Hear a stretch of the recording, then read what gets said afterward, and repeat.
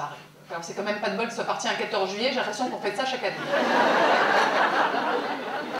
Ma copine Charline m'a appelée, ça m'a changé les idées, ça m'a fait du bien. Parce qu'elle voulait me faire rencontrer un de ses amis à elle, Ben, 44 ans, divorcé dans la musique, plutôt beau mec. Et elle avait organisé un dîner en tête-à-tête pour lui et moi, le vendredi d'après, enfin, si j'étais libre.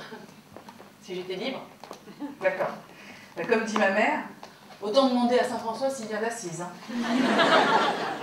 Donc Ben m'a appelé, il m'a dit qu'il venait me chercher.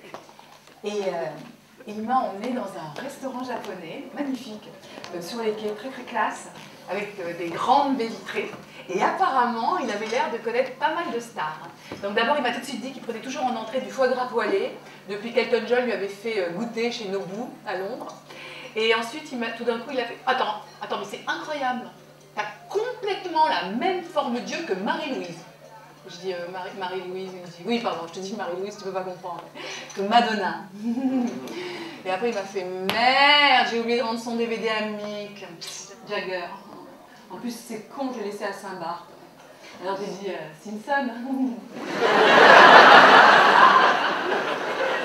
Il m'a dit quoi? J'ai dit non, Bart Simpson. Il m'a dit je comprends pas, je dis c'est pas grave. Et après, il m'a servi à boire, et là je fais non, ah non, je peux pas de saké. Pardon, je prends pas de saké. Et là il m'a expliqué que dans les groupes de rock, les fans de plus de 30 ans, on les appelait les vioques.